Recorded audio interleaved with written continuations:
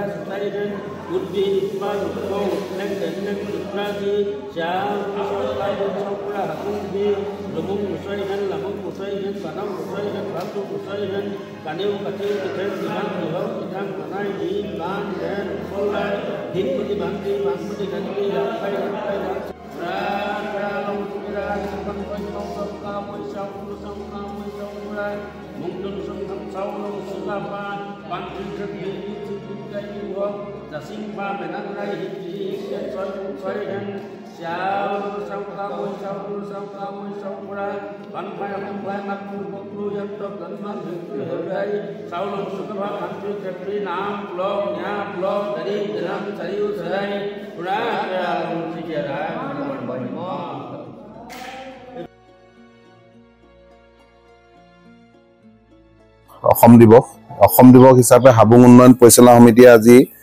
পতাকা উত্তোলন তেখেতৰ স্বৰ্গদেউ চাওলুং চুকাফাৰ প্ৰতিমূৰ্তিত মাল্যাৰ্পণ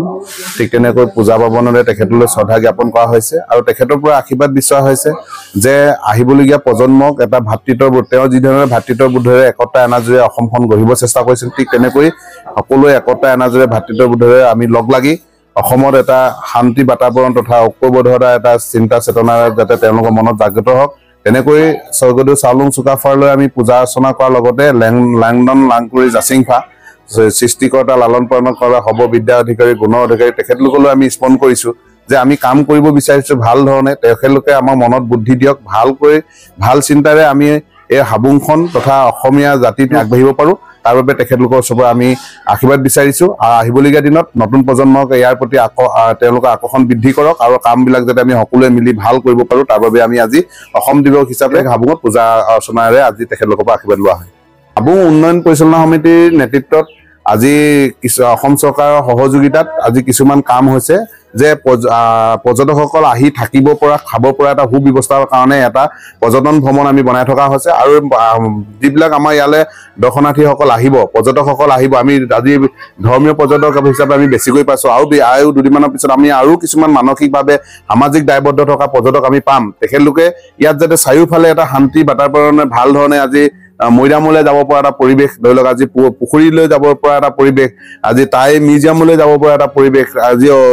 এইটো পৰ্যটক ভ্ৰমণলৈ যাব পৰা এটা পৰিৱেশৰ সুন্দৰকৈ ইয়াৰ পথবিলাক নিৰ্মাণৰ বাবে কাম চলি আছে এইবিলাক ইয়াৰ বাবে কনষ্ট্ৰাকশ্যনৰ বাবে ঠিকাদাৰসকলে নিবিদাৰ সৈতে তেখেতলোকে পাইছে এই কামবিলাক আমি হাবুং উন্নয়ন পৰিচালনা সমিতি আমি সদায় 24 ঘণ্টাই তেওঁলোকক আমি চকু ৰাখিছোঁ যে কাম কেতিয়াও বেয়া হ'ব নোৱাৰিব আহিবলগীয়া দিনত ভাল ধৰণে ভালভাৱে আৰু বহুত কৰিবলগীয়া আছে এতিয়া যিখিনি হৈছে সেইখিনি আমি কৰিবলৈ আমি চেষ্টা কৰিছোঁ।